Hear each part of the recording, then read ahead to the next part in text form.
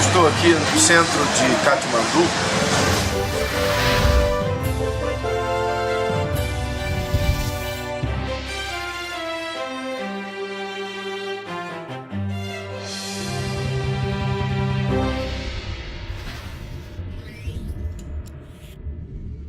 Sua Bíblia rapidamente, por favor. No Evangelho de Lucas.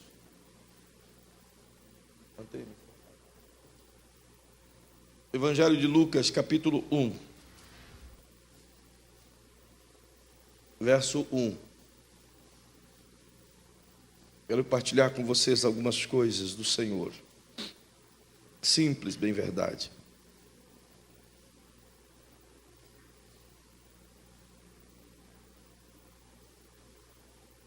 Evangelho de Lucas, capítulo 1, versículo 1. Diz assim: muitos têm empreendido uma narração dos fatos que entre nós se cumpriram, segundo nos transmitiram os que desde o princípio foram deles testemunhas oculares e ministros da palavra. Pareceu-me também conveniente descrevê-los a ti, ó excelente Teófilo, por sua ordem, havendo-me já informado minuciosamente de tudo desde o princípio, para que tenhas plena certeza das coisas em que foste ensinado. Amém. Queridos, sem delongas, eu quero tentar te mostrar algumas coisas aqui tão importantes. E esse texto que nós lemos aqui hoje de Lucas, tão simples, mas me chamou tanta atenção as coisas que aprendi aqui. E precisamente logo no começo, onde Lucas começa escrevendo, e ele diz na primeira frase, que muitas pessoas empreenderam esforço para fazer a narração de tudo aquilo que Jesus havia feito. Isso me chamou a atenção, da importância e do impacto que Jesus causou no tempo em que ele viveu.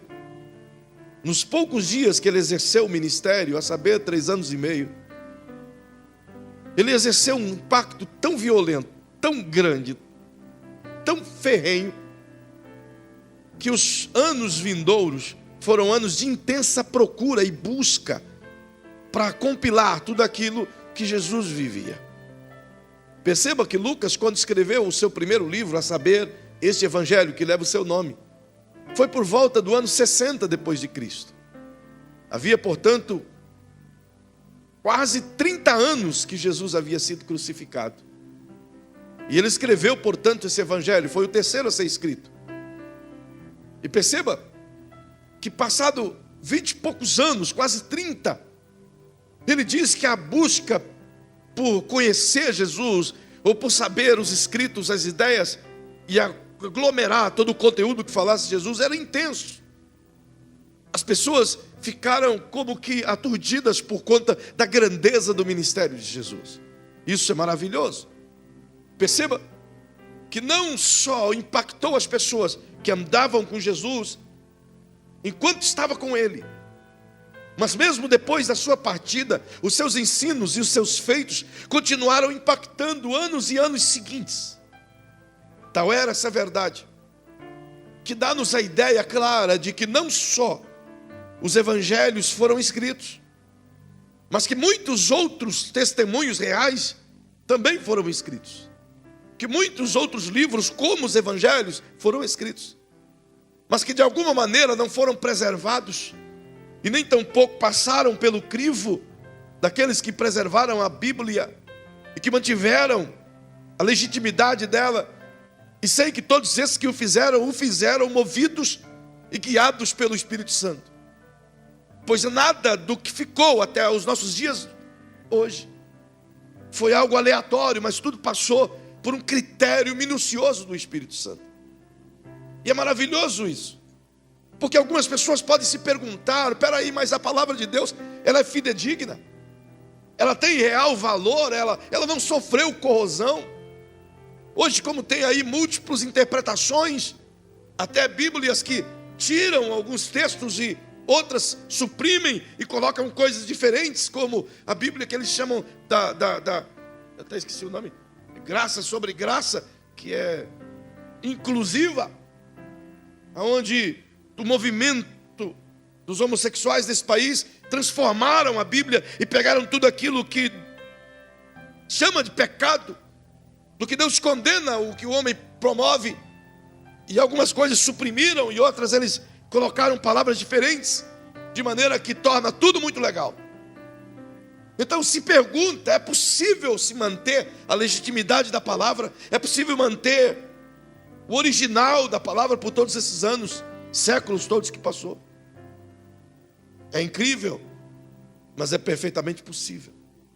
Tão possível que em 1945 houve um dos maiores achados da história, quando alguns pastores, procurando por especiarias nas regiões de Israel, eles encontraram uma caverna e foram aos buracos e lá localizaram os famosos pergaminhos do Mar Morto, em uma caverna chamada Qumran. E nesse ambiente encontraram a Bíblia inteira e muitas outras fontes de informações dos tempos de Jesus. Esses escritos foram copiados e guardados com muito detalhe por uma etnia, um grupo de pessoas que chamava de essênios, que viviam isolados do mundo, em jejum, só copiando aquilo que era sagrado e guardando para gerações futuras. Linda estratégia. E veio ser achada 2000 anos depois. E quando pegaram os escritos de Qumran e compararam com os que tinham as cópias que tem em Roma, ou em Israel, ou mesmo na América, que são usados nas traduções dos dias de hoje, a comparação percebe a idêntica cópia, sem mudar um detalhe. Então a gente entende que quem preserva o conteúdo bíblico não é o homem, mas é o Deus por meio do homem. Se a Bíblia tem a totalidade dela aqui, é porque é interesse do Criador em preservá-la, para que a sua palavra se dê a conhecer a sua natureza. É o único meio de um homem conhecer Deus, é por meio de sua palavra. E ele preservou-a e manteve intacta. E nesse período, muitas e muitas pessoas escreveram sobre Jesus, empreenderam esforço para compreender Jesus. Por isso posso lhes garantir que o que você tem nas suas mãos, do que se chama Bíblia Sagrada, esses 66 livros que passaram pelo crivo dos mais célebres homens que se dizem santos e preparados para diagnosticar o que era real e o que não era, de um conteúdo escrito por cerca de 40 homens em um período de 1500 anos. Interessantíssimo. Escrito por pessoas diferentes, em épocas diferentes, com características diferentes, com situações diferentes, com circunstâncias diferentes, com escritos diferentes, com línguas diferentes, mas que se encaixam perfeitamente em cada detalhe. Então só pode ser obra de um Deus eterno que preserva a sua própria imagem para as gerações futuras. E o que o Lucas expressa logo nesse primeiro texto é que muitas e milhares de pessoas ficaram impactadas com o que viram e com o que ouviram, e empregaram esforço para poder narrar tudo aquilo que se cumpriu. Mas eu percebo que Lucas também não só afirma que foram muitas as pessoas que assim o fizeram, mas foram muitas também que buscaram fatos que se cumpriram. E é o que diz no texto: empreenderam esforço para narrar os fatos que cumpriram. Não empreenderam esforço para narrar as histórias com E que ouviram, ou as histórias com H que contaram, mas empreenderam esforço para buscar fontes fidedignas, de fatos reais, testemunhas reais, pessoas reais, vivas ainda naquele tempo, e que puderam falar do que viram, ouviram, e aconteceu. Portanto, o ministério de Jesus não foi pautado em cima apenas de ensino, mas em cima de fatos. Embora nós temos inúmeras narrativas de milagres, de transformações, mas não poucos procuram ainda inutilizar a Bíblia pelo simples fato de cientificar a fé. Agora perceba que em meio a essa fala de Lucas, meu coração se alegra, porque eu percebo ele dizendo assim, no versículo 2, que esses que transmitiram para ele informações desde o princípio foram testemunhas oculares e pregadores da palavra. Ele está falando de gente comum, gente que andou com Jesus, mas era comum, tanto quanto pregadores da palavra, gente informada, gente que conviveu com Jesus como os próprios apóstolos, gente que ouviu Jesus ministrar, mas gente que pregou o que Jesus pregava. Então ele buscou conteúdo e dados e mecanismos de pesquisa em todas as pessoas. Para ele escrever o livro de Lucas, que leva o seu nome, ele gastou minúcias de tempo, dedicação em cada pessoa que ele entrevistou. E foi uma busca constante para juntar todo o material. E é por isso que ele diz, no versículo 3, e pareceu-me também conveniente escrevê-lo a ti, ó excelente Teófilo. Esse Teófilo, aparentemente era um importante general romano, que financiava o Lucas nas pesquisas. Se tem historicamente a ideia de que Lucas era mantido como que um missionário das letras por esse Teófilo. É por isso que ele cita tanto no seu livro inicial de Lucas, quanto de Atos dos Apóstolos, no capítulo 1, o mesmo Teófilo. Perceba que ele diz, havendo-me já informado minuciosamente de tudo desde o princípio, para que tenha plena certeza das coisas que fosse ensinado.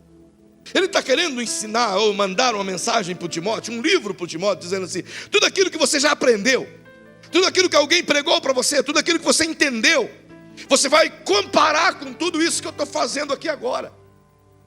Perceba o que o Lucas diz, é tão importante. Ele está dizendo assim, ô Teófilo, sei que você já tem uma fé gerada no teu coração, e que alguém te ensinou sobre o Cristo, te ensinou sobre Jesus, mas eu vou escrever um livro só para fortalecer sua fé.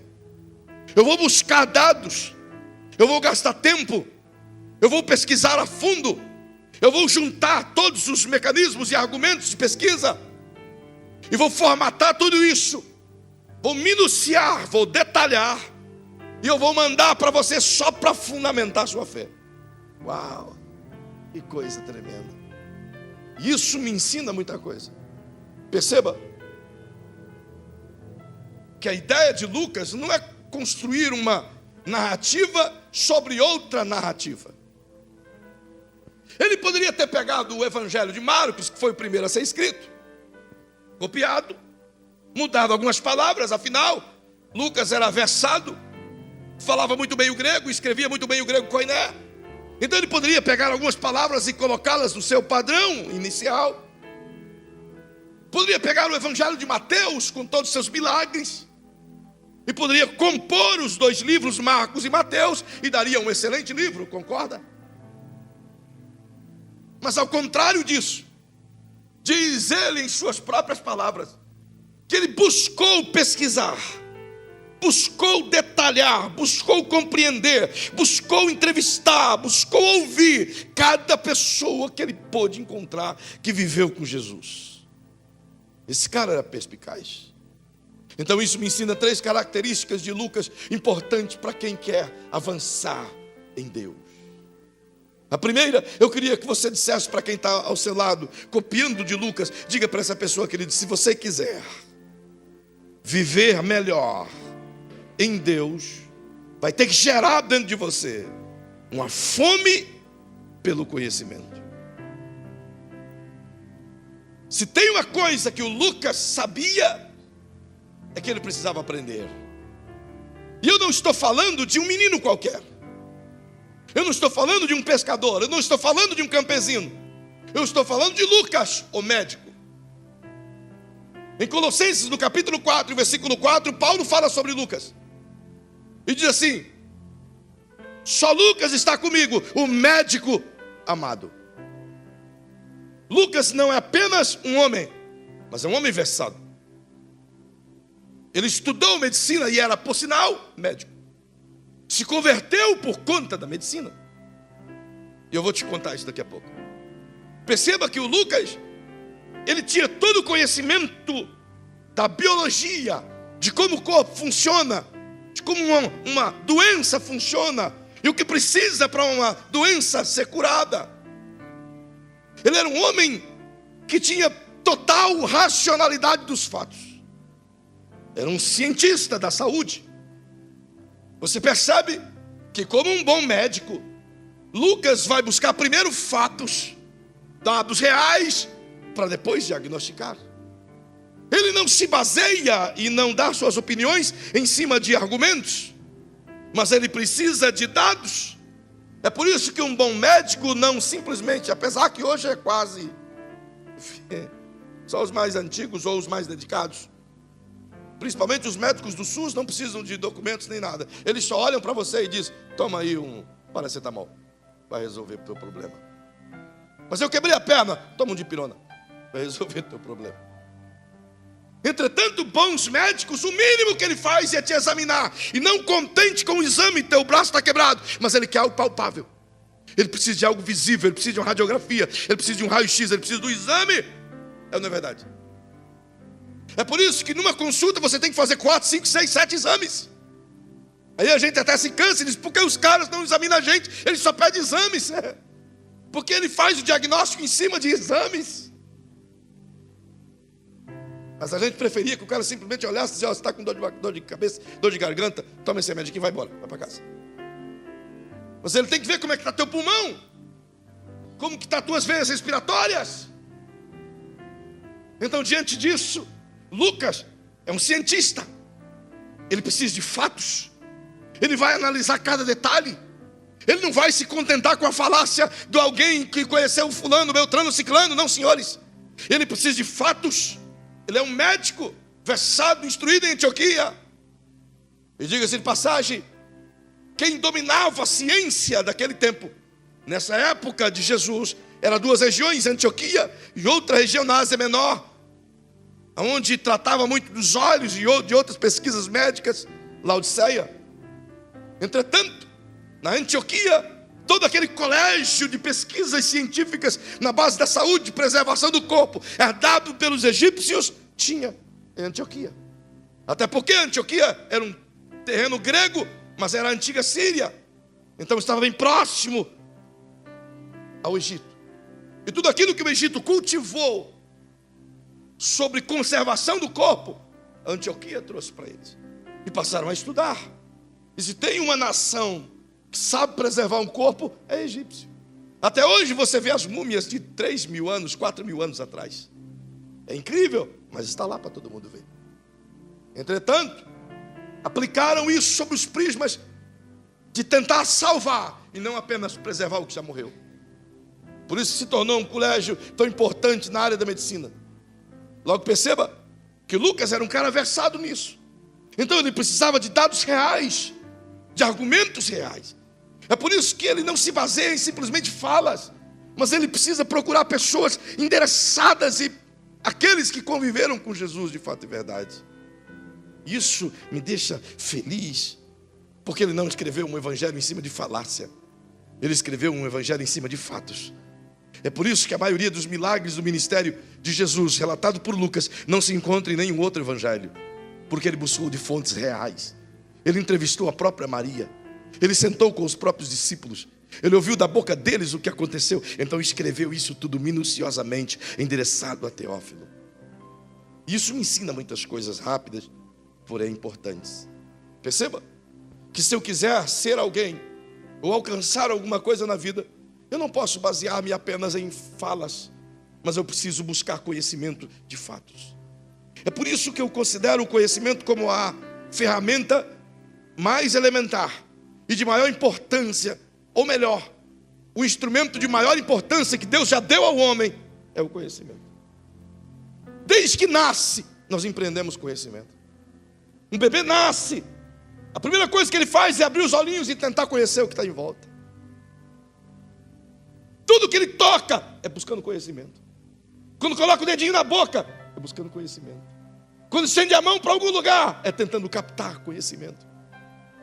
E a vida de uma criança é a construção de conhecimento em conhecimento, minuto após minuto, dia após dia. E se tirarmos a capacidade de aprender do ser humano, ele se torna uma cadeira dessas. Ele não desenvolve, ele não cresce, ele não avança, não produz. Vira uma ameba paralítica constantemente, engessada. Então perceba que o conhecimento é a melhor coisa que Deus nos favoreceu. E não é à toa que foi a única coisa que o diabo atacou. Por que o diabo não atacou outras coisas de Eva ou de Adão? Por que atacou justamente a área do conhecimento? E ele atacou, sem dúvida nenhuma, propondo um conhecimento maior do que aqueles que eles tinham. Que tragédia. E não obstante a isso, o homem, tendo todo o conhecimento, abraçou toda a ignorância. Então diga para quem está ao seu lado: nunca pare de aprender. Se a gente quer crescer na vida, se queremos ser uma igreja saudável, se você quer ser um cristão saudável, se você quer ser um empresário abençoado, se você quer ser um cidadão de bem, nunca pare de aprender, irmão. Nunca. Se pararmos de aprender, nos tornamos mumificados, pedras vivas, inócuos, sem qualquer participação ou mudança na vida de alguém. E tudo que o diabo quer é que o homem viva na ignorância, quer cegar o homem em tudo aquilo que ele faz. O Lucas nos dá uma lição extraordinária. Ele já tinha todo o conhecimento, ele poderia ter pegado o que tinha em mãos, mas ele preferiu buscar e conhecer cada vez mais, porque nada melhor do que você ir na fonte para entender tudo aquilo que você precisa compreender de Deus ou de qualquer coisa da vida. Então, já que vocês estão tão quietinhos, estão muito quietinhos, meu Deus do céu, eu queria que você chacoalhasse o irmão pertinho de você e diga: pelo amor de Deus, dá um glória a Deus, e diga: busca conhecimento. Não perca tempo com nada dessa vida que não te produza conhecimento, irmão. E quer saber? Não fique em rodas de amigos que não te produza conhecimento. Não gaste tempo com conversa fiada que não te produza conhecimento. Não jogue fora o teu tempo que não te produza a riqueza do conhecimento. Você pode não ter uma formação qualquer de colégio ou de qualquer faculdade, você pode não ter, mas isso não te priva de buscar conhecimento. Não ter um acesso a uma escola, embora hoje isso é quase impossível, mas não ter o acesso à escola não é desculpa para não buscar conhecimento. E se quisermos mudar alguma coisa nesse país, temos que buscar conhecimento. Alguém diz que o preço que pagamos por não conhecermos a administração pública é termos maus pessoas nos administrando. É a fala inteligente. O fato de nos ocultar e não querer se intensificar daquilo que acontece à nossa volta, como por exemplo, poucos se importam em estudar e saber qual é a ideia do MEC, implantar a ideologia maligna de gênero. Quem aqui já estudou essa lei? Levante a mão, quem já estudou essa lei? Dá uma olhada. 4 pessoas, 5 pessoas. Tudo bem, eu já tenho filhos crescidos, mas você vai ter netos. Seu amigo tem filhos. A igreja tem crianças. E a proposta do diabo é plantar isso lá dentro da escola pública. Ideologia de gênero é plantar na ideia da sua criança lá no primário, de que o nascimento dela não determina o seu sexo, ela que escolhe quando tiver ideia do que ela quer escolher. Mas isso é uma ideia de jirico, de burro. Me irrita, porque chega a ser o cúmulo da burrice. Onde é que já se viu o cara olhar para um piazote que tem um pinguelo e dizer para ele: não, você não é um homem?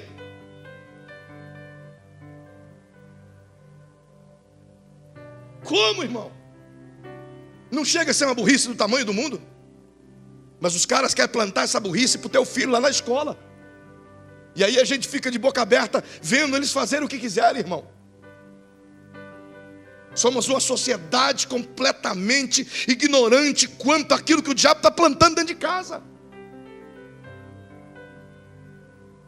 Ele está nos cesseando. E quer saber? Ele está capturando o nosso intelecto. Estamos como que zumbis. É a geração da zumbilândia. Só falta começar a comer um ao outro. Bem, eu digo carnalmente. Já tem por aí afora. Deus o livre. Daqui a pouco tem que arrancar os dentes. Certo, é todo mundo ser banguela, pelo menos não mata ninguém. Se a gente não buscar e entender isso, não temos respostas. Como podemos mostrar a verdade para o mundo se a gente não consegue entender o que eles pregam? Para mim fazer as viagens que eu faço, eu li o Alcorão 3 vezes. Eu não me tornei islâmico por isso. Mas eu li a Bíblia 11 vezes. Então ela ganhou. Se eu quiser ser alguma coisa, eu tenho que imergir em conhecimento. Eu relaxo, eu descanso. Mas as horas que eu posso, eu estou com um livro na mão. Eu estou fazendo pesquisas. Eu estou buscando entender, porque eu não tenho estudos, mas eu tenho que buscar fontes. Então chacoalha de novo o seu irmão e diga: não deixe o diabo sequestrar a tua mente.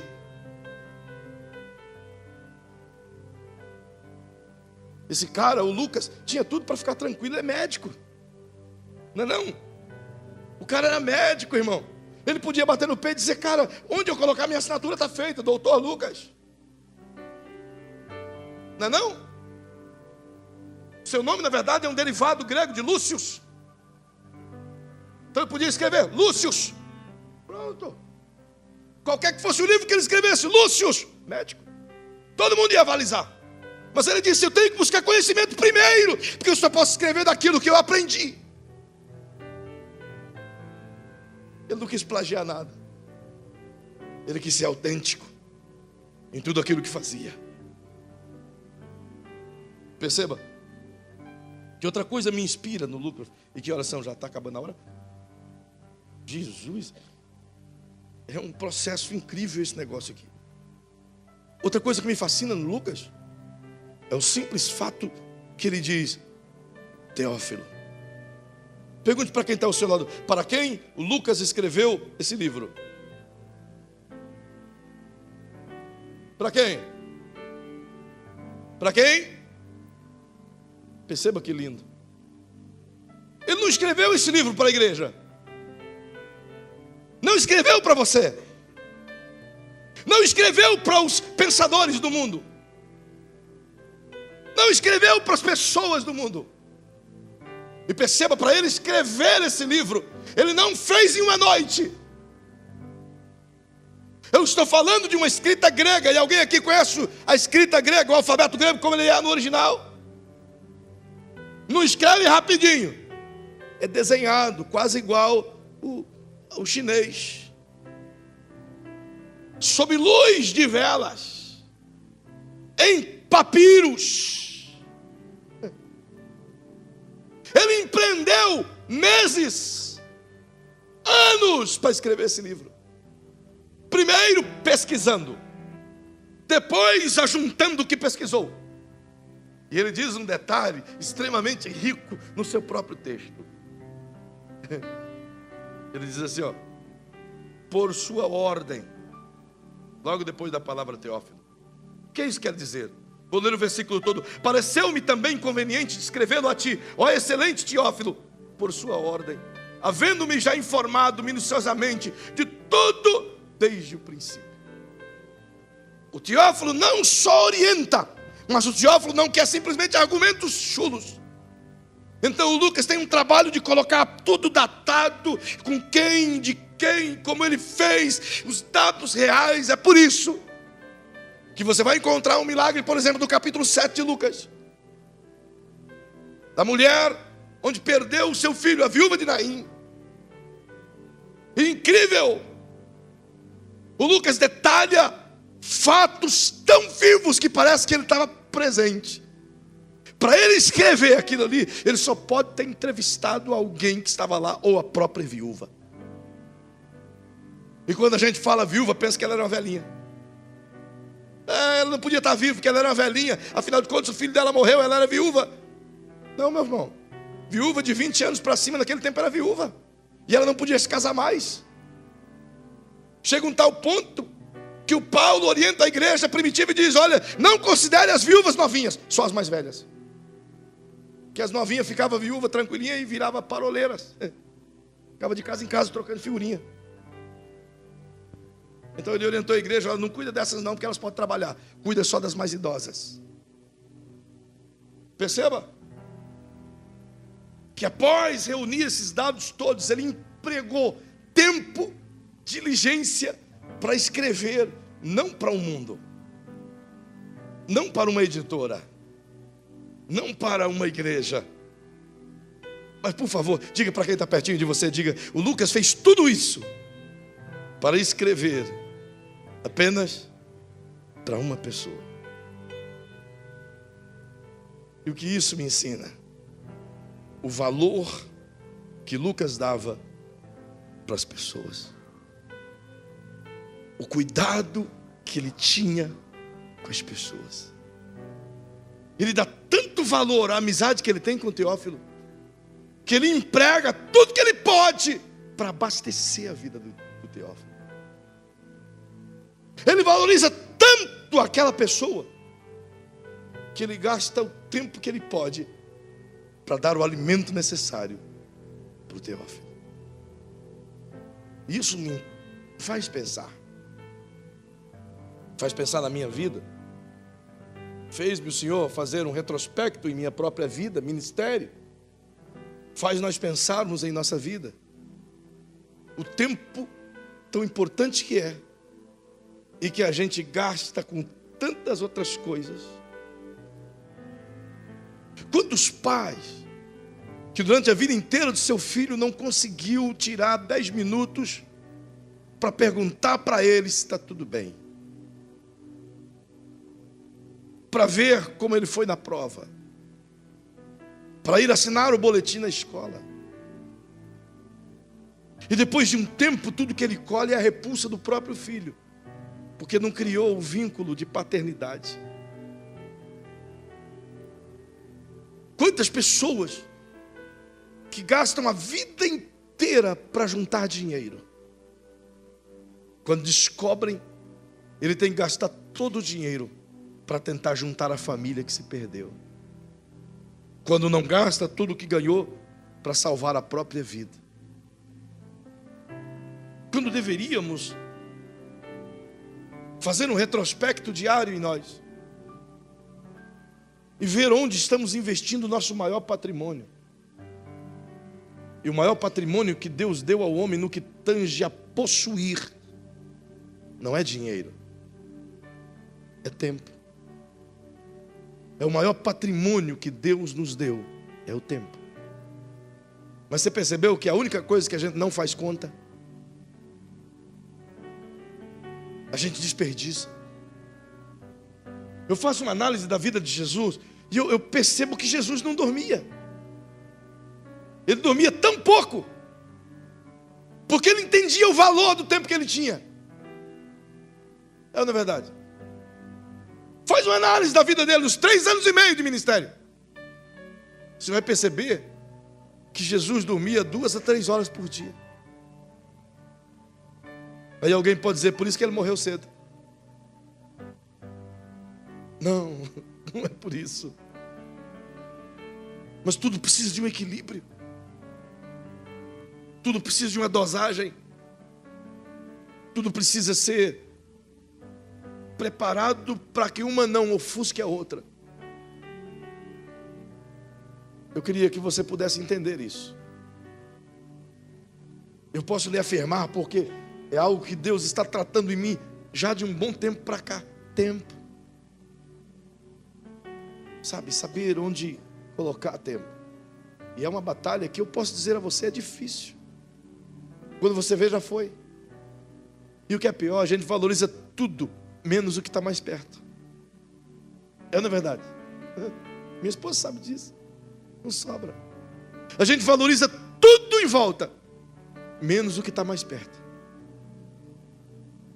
Aí quando a gente percebe, o que está perto se foi. E aí a gente diz, por que eu gastei tanto tempo com aquilo e tão pouco tempo com isso? Se a gente pudesse fazer um diagnóstico em nossa vida, perceberíamos. Sabe? As 24 horas do dia, elas são poucas. O dia poderia ter pelo menos 36 horas. Mas também seria pouco. Então a gente podia viver sem dormir. Não precisava nem ter noite. Mas aí a gente morria com 10 anos de idade. Então tudo tem seu tempo. E a gente precisa aprender isso. E o Lucas sabia que ele precisava valorizar pessoas enquanto ele tinha tempo. Então coloca a mãozinha sobre o ombro de quem está perto de você e diga, aprenda essa lição com o médico Lucas. Vamos aprender a valorizar uns aos outros enquanto temos tempo. Quantos filhos que tudo que ele gostaria hoje, quantos filhos que tudo que ele gostaria hoje é de abraçar a mãe, ela de dar um abraço no pai, mas não pode mais. Quantos pais gostariam hoje de massagear o rosto do seu filho, mas não pode mais. Por que a gente só deixa para pensar nisso quando alguma coisa de ruim acontece? Por que a gente deixa para analisar as coisas só quando o mal bate a porta? O Lucas está nos dando uma lição importante. Ele está dizendo, eu empreendi todo o esforço, eu investi meu tempo por causa de um amigo. E se ele investiu o tempo dele, tão importante, eu estou dizendo de um tempo onde a média de vida era 40 anos. A pessoa que vivia mais, vivia 40 anos. E o cara gastou anos da sua vida para dar um pouco de conhecimento para um amigo. E a gente não tem coragem de gastar 10 minutos do nosso dia na semana para dar um pouco de Jesus para as pessoas. Não temos coragem. Entra semana e sai semana e continuamos sendo alienados ao compromisso de partilhar do que ouvimos. E enquanto isso, o tempo passa. E quanto mais o tempo passa, mais velhos nos tornamos, mais ocupados nós ficamos, mais preocupados nos tornamos. E não se engane, ontem não volta mais. Não volta mais. Lucas ensina isso de uma forma tão linda. Ele ensina algo que... Uma vez eu escutei um ditado árabe no norte da África e os caras diziam assim, ó: quem planta tamareira não espera colher seu fruto. Há pouco tempo eu lembrei desse ditado e eu escrevi ele em um dos livros que estava lendo lá. E eu quis entender por que quem planta tamareira não espera colher de seu fruto. Parece ser uma coisa esquisita. Então eu fui procurar saber o que é. E uma tamareira, o cara, hoje mudou o processo, diminuiu em torno de 20 anos. Mas quem planta uma semente de tâmara não pode esperar comer o fruto daquela semente, porque ela leva de 80 a 100 anos para dar o primeiro fruto. E o que o Lucas estava fazendo com o Teófilo? Plantando uma tamareira. Ele não tinha ideia que o livro dele ia chegar hoje aqui e você ia comer do fruto. Ele não tinha ideia que Deus ia preservar o seu livro. E o mundo inteiro ia ser abençoado por causa desse livro. Ele estava plantando uma tamareira. Ele estava investindo em pessoas. E o único investimento que você não pode esperar o fruto imediato é o investimento em pessoas. Diga para quem está ao seu lado: toda semente. Não, é para dizer com vitalidade. Diga: toda semente que você planta na vida de uma pessoa, você não pode esperar dela mesma o fruto. Tem jeito. Você não pode. Sabe? Investimento em pessoas é a melhor semente que a gente pode plantar. Mas nós não podemos esperar que ela tenha um retorno à medida que a gente quer. Porque o tempo de maturação, de nascimento, de crescimento pode ser o de uma tamareira. Então o investimento que eu faço numa pessoa hoje, eu posso não colher, mas quem sabe milhares de outras pessoas irão colher lá na frente. E isso me conforta. Às vezes eu gasto tempo com uma pessoa, dou a ela tudo que eu tenho de Deus, e daqui a pouco ela chega e me diz: pastor, eu preciso ir embora para outra igreja. E eu digo: cara, eu investi tanto nesse indivíduo, pensei que ele ia ser um instrumento aqui para me ajudar. Mas ele foi frutificado em outro lugar. Outras pessoas irão colher o seu fruto. Investimento em pessoas, você não pode esperar o retorno. O Lucas estava investindo no Teófilo sem saber no que ia dar. Mas ele sabia que estava plantando uma boa semente. Por fim dessa primeira parte, tão rico isso aqui, cara. Tão fantástico estudar esse menino Lucas. Um dia eu quero conversar tete a tete com ele. Ele ensina algo tão palpável. Porque do momento em que ele decide investir tempo, cuidado, atenção para abastecer a vida do Teófilo. Eu preciso que você diga isso. Eu preciso que você repita. Vai ficando em pé, vai, fica em pé. Diga aí para quem está ao seu lado. À medida que o Lucas investia tempo, cuidado, conhecimento, pesquisa na vida do Teófilo, era o mesmo investimento que Deus fazia para o futuro na sua própria vida. Ele não sabia, cara. Agora pensa comigo isso aqui, queridos. O Lucas quis encher de conhecimento a vida de Teófilo, certo? Deus usa o que ele escreveu para o Teófilo para abastecer milhões ao longo dos séculos. Isso é tão poderoso que o que ele semeou na vida do Teófilo, ele colheu sobre milhares de outras pessoas. Isso me leva a algo extremamente importante. Porque Lucas, para ele chegar aqui,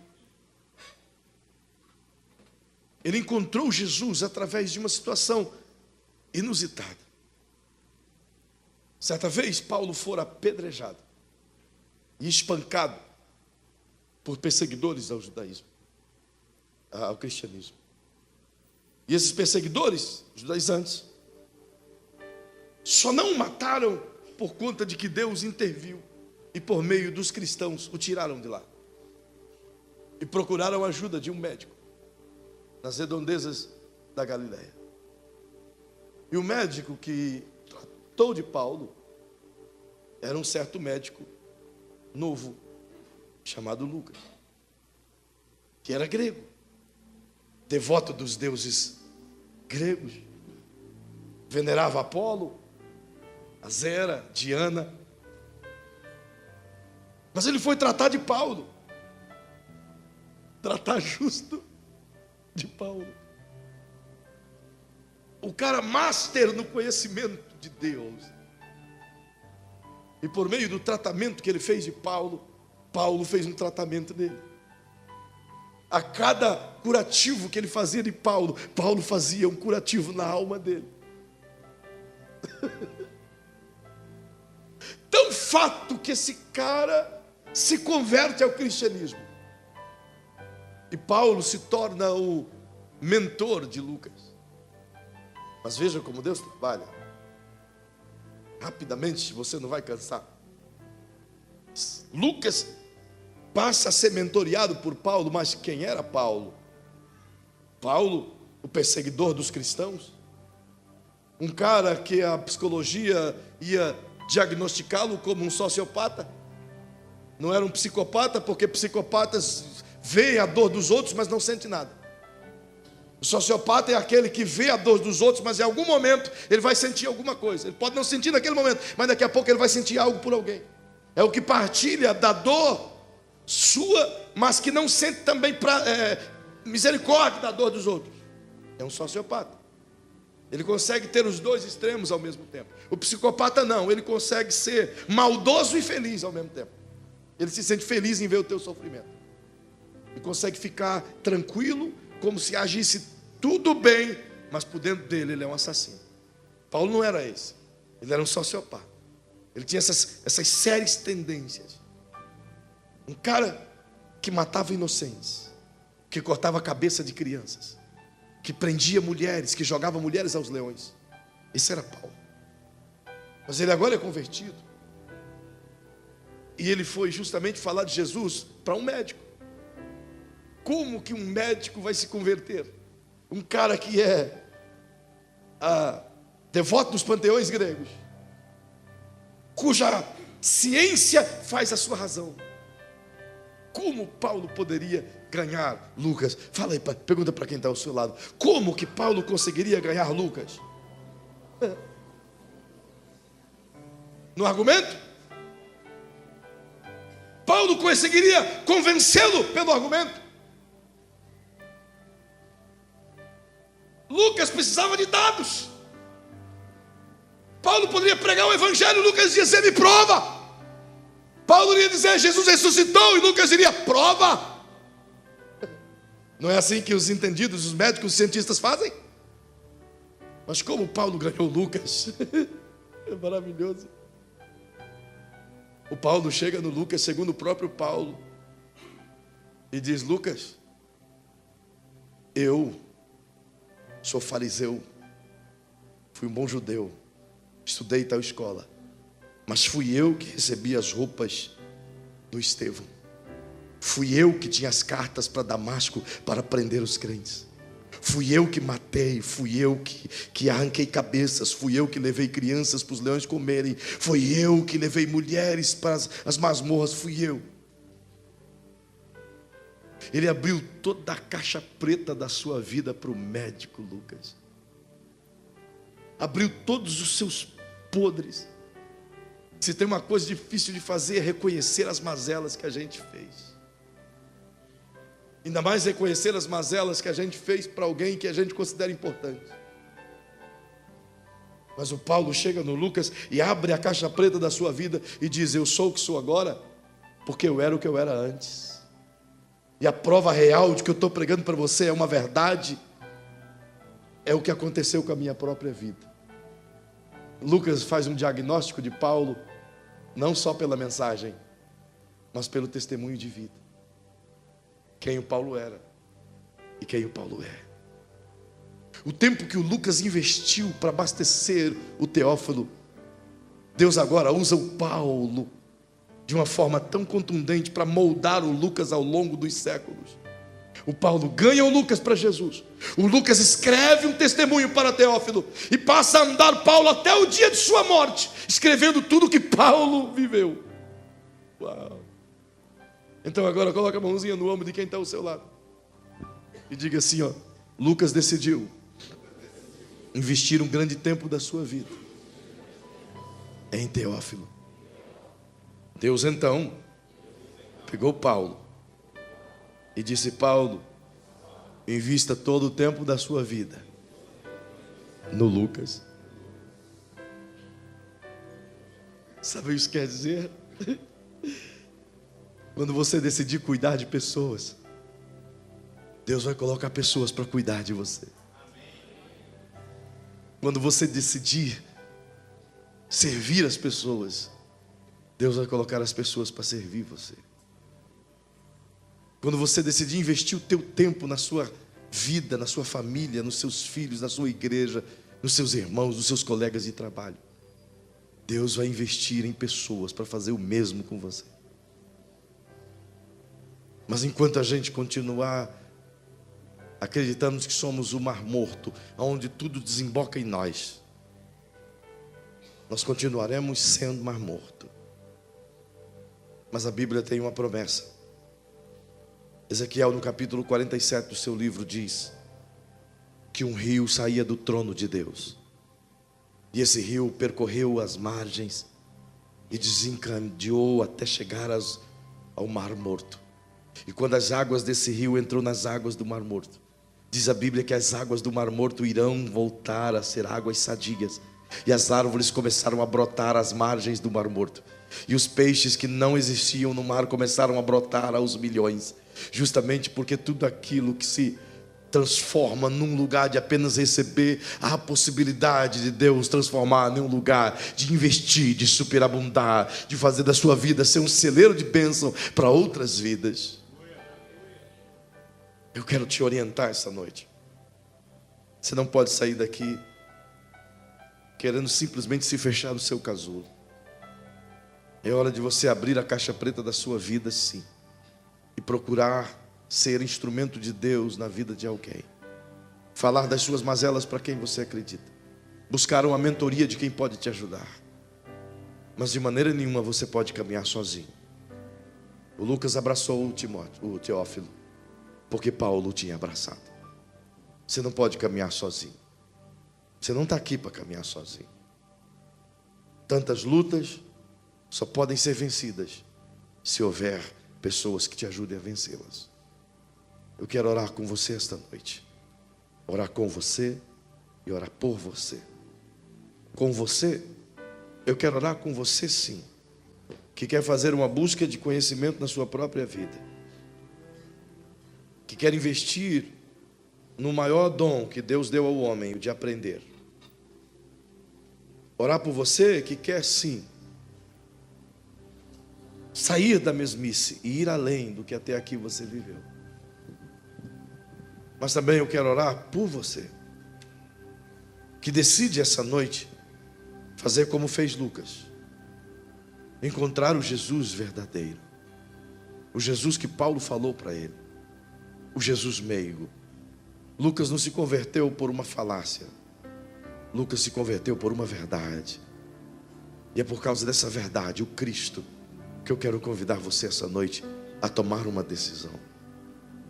Eu quero oferecer a você não uma história, mas quero oferecer a você um Deus, um Rei, que perdoa os seus, como perdoou os meus pecados, que pode escrever o seu nome no livro da vida, como escreveu o meu, e escreveu os dessas pessoas que estão aqui. Um Deus, sim, que quer mudar a sua história, sim, irmão. A sua maneira de pensar, a sua maneira de viver, a sua maneira de agir. Ele quer usar isso. Ele quer mudar isso. Por isso eu faço esses dois convites a você. O primeiro, a você que diz: Deus, eu quero dar uma guinada na minha vida. Não posso continuar sendo apenas um recebedouro de tudo aquilo que me tem dado. Mas eu quero a partir de hoje ser um canal de vida para outras pessoas. Mas também quero orar por você que decide hoje entregar-se para Jesus. Talvez voltar para Ele.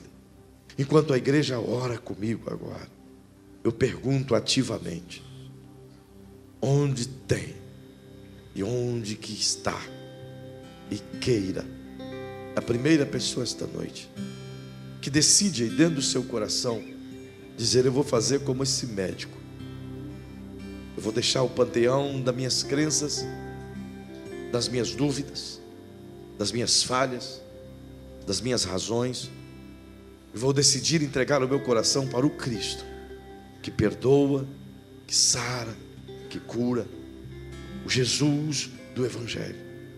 Onde está a primeira pessoa esta noite que decide entregar a sua vida nas mãos de Jesus, receber o perdão dos seus pecados? Onde você estiver, eu quero te convidar a levantar uma de suas mãos, para que eu possa identificar você. Há alguém aqui esta noite que decide entregar-se para Jesus? Onde está? Aí onde você estiver, dê um sinal com a tua mão. Eu quero orar com você, abençoar você. É você que decide por Jesus. Ninguém pode tomar essa decisão por você. Ninguém pode colocar Jesus dentro de você, a não ser você mesmo convidá-lo para entrar. Então outra vez te faço esse convite. Onde está alguém que esta noite levanta sua mão e diz: eu quero, eu decido, porque posso decidir isso, aceitar Jesus sim, por aquilo que Ele é, receber o perdão dos seus pecados, ter o meu nome escrito no livro da vida, ter um relacionamento com Jesus acima da religião. Se houver alguém aqui esta noite, aí onde você estiver, eu lhe convido a você levantar uma de suas mãos. Há alguém? Aqui tem um jovem. Oh, aqui tem um jovem. Glória a Jesus. Glória a Jesus. Glória a Jesus. Glória a Jesus. Onde está a segunda pessoa essa noite? Onde está a segunda pessoa que decide por Jesus? Ele é a melhor coisa que pode acontecer para a sua vida. Eu peço à igreja, me ajude em oração. Esse momento, querido, é um momento importante. Você está aqui para isso. Me ajude. Onde está a segunda pessoa esta noite que diz: oh, eu quero esse Jesus. Talvez você já o serviu, mas você quer retornar para Ele. Todos com os olhinhos fechados. Se a dúvida ainda está no teu coração e o teu coração está dizendo: decida hoje por Jesus. E agora você quer decidir. Quando todos estão com os olhos fechados, só dê um sinal com a sua mãozinha. Só identifique-se. Ore comigo agora, por favor. Paizinho, essa vida desse homem, desse filhinho teu, ele está se entregando a Ti de uma forma deliberada, voluntária. Ele está indo a Ti, Senhor, como um filho para os braços do Pai. Ele está Te recebendo, Senhor, de forma real. Então eu quero Te pedir agora, meu Senhor e Salvador, entra na vida dele agora. Assim como entrou na vida do médico Lucas, entra na vida dele agora. Tira os seus temores de lado, os seus medos. Tira, Senhor, toda essa acusação maligna, e que todos os pecados dele sejam perdoados agora, e eles sejam lavados pelo poder do sangue de Jesus, e esse sangue garanta nele a vida eterna. Pois se o Senhor voltar hoje e buscar a tua igreja, Ele subirá com a tua igreja para o arrebatamento. Sim, Pai, eu peço que escreva o nome dele no livro da vida, para que ele viva por Ti e em Ti. Aleluia, isso mesmo, aleluia. Aleluia. Que bom que Deus usa uma criança para glorificar. Oh, aleluia. Em nome de Jesus, se você puder estar em pé, todos. Talvez você esteja muito cansado, mas esteja em pé.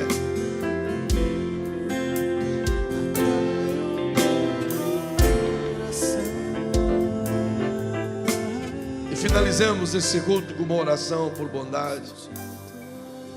Feche seus olhos, em pés. Pai, no nome de Jesus, eu lhe rogo, Senhor, que esse tempo seja minimizado. Eu lhe rogo que o tempo da espera seja menor. Eu lhe rogo, Senhor, sobre esta igreja, que o teu avivamento venha sobre ela. Eu lhe peço, Senhor, que venha sobre nós o mover do teu Espírito e nos promova a buscar o teu conhecimento, e nos impulsione a te buscar cada vez mais e aprender de ti cada vez mais. Que o teu Espírito nos leve a valorizar as pessoas pelo que elas são e como elas são. Que o Senhor nos ensine a olhar o tempo que temos uns para com os outros e investir o melhor do tempo que temos nos outros, de modo que possamos colher os frutos de ti, Senhor, através de outras pessoas. Ensina-nos, Senhor, a dar prioridade às coisas importantes, equilíbrio ao que fazemos. Ensina-nos, Senhor, a ponderar as nossas vidas e investir de maneira certa, esperando que a colheita outros tenham. Que não nos desanimemos de cuidar de pessoas, de investir em pessoas. Que todo desânimo de nossa vida seja arrancado e volte a nós o ânimo do Cristo, de que vale a pena cuidar de cada um, ainda que este nos cause tristezas e dores. Nos ensine a cuidar uns dos outros, Senhor, por amor eu lhe imploro. Peço à tua igreja, Paizinho, cuidado sobre ela, que eles tenham uma semana abençoada, sim. Que eles possam viver dias onde o teu Espírito possa chacoalhar os seus entendimentos, e eles possam crescer em graça e em virtude, para que em teu nome possa essa igreja crescer e ver o crescimento das vidas, não apenas em número, mas em qualidade. Eu peço-lhe, Senhor, um avivamento em todos os níveis sobre a vida da tua igreja. Eu peço isso agora, porque creio e porque sei que tu o fará, por conta da tua promessa já liberada sobre nós. Assim, Senhor, dá uma semana abençoada, e que o teu grande amor, e que a tua graça, que o teu favor esteja sobre esta igreja, no amor do Pai, na comunhão do Filho e na presença gloriosa do poderoso Espírito Santo, sobre todo aquele que crê, em o nome de Jesus. Vai em paz, abraça o teu irmão.